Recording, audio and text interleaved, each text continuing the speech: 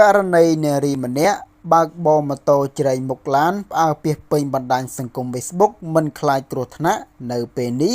នាងត្រូវបាននគរបាលឃាត់ខ្លួននិងណែនាំនៅក្នុងនោះនគរបាលបាននិយាយថា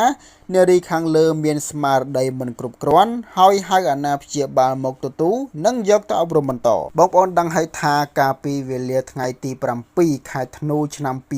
2025នេះនៅខេត្តកំពង់ឆ្នាំងមានករណីនារីម្នាក់បានបើកម៉ូតូវ៉ាជែងនៅពាសពេញផ្លូវផ្លូវទៅខេត្តកំពង់ឆ្នាំងផ្លូវទៅបាត់ដំបងបងប្អូនអរគ្នាបាទហើយនារីរូបនោះបានវ៉ាជែងមិនឲ្យឡានគេហ្នឹងវ៉ាម៉ូតូនាងនោះទេបងប្អូនអរគ្នាបាទហើយនៅក្នុងនោះដែរបាទម្ចាស់ឡានក៏បានថតសកម្មភាពនេះបាទផ្ញើទៅ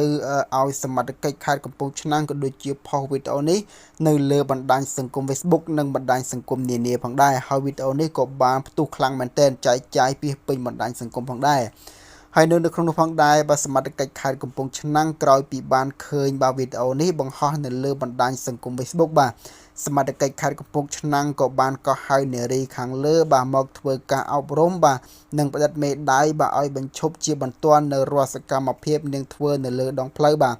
បងប្អូនដឹងហើយថាបាទគាត់ជិះម៉ូតូនេះមិនពាក់មួកសុវត្ថិភាពទេហើយគាត់បានបាទជិះម៉ូតូវ៉ាជែងបាទមុខផ្លូវឡានបាទមិនឲ្យឡានគេទៅមុខរួចនោះទេបងប្អូនទាំងអស់គ្នាបាទចឹងរឿងរ៉ាវនេះគឺពិតជាបាទមិនគូធ្វើនិងមិនគូកើតឡើងនោះទេបាទខ្លួនជាស្ត្រីភេទបាទហើយអ្វីក៏ធ្វើទង្វើបែបនេះទៅវិញបងប្អូនទាំងអស់គ្នាបាទនេះគេហៅថាស្ទាវខេតបងប្អូនទាំងអស់គ្នាបាទស្ទាវខេតមិនមែនមានតែប្រុសទេស្រីក៏មានដែរស្ទាវខេតបងប្អូនបាទហើយនៅក្នុងនោះផងដែរប៉ូលីសខេត្តកំពង់ឆ្នាំងក៏បានកោះហៅនាងមកសាកសួរទើបដឹងថានាងនឹងបាទគឺជាមនុស្សមិនសូវគ្រប់ទឹកបងប្អូនទាំងអស់គ្នាបាទចឹងប៉ូលីសក៏មិនបាទយកនាងទៅស៊ូនាំអីច្រើនដែរបន្ទាប់ពីបាទ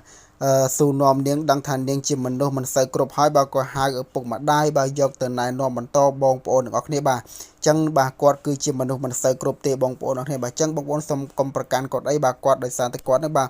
មានវិបត្តិផ្លូវចិត្តក៏ដូចជាបាទមិនសូវបាទគ្រប់នោះទេបងប្អូនបាទចឹងបងប្អូនមានមតិយោបល់យ៉ាងណាបងប្អូននេះសូមខមមិនបាទជាការបញ្ចេញមតិនៅខាងក្រោមវីដេអូនេះទាំងអស់គ្នាបងប្អូនបាទ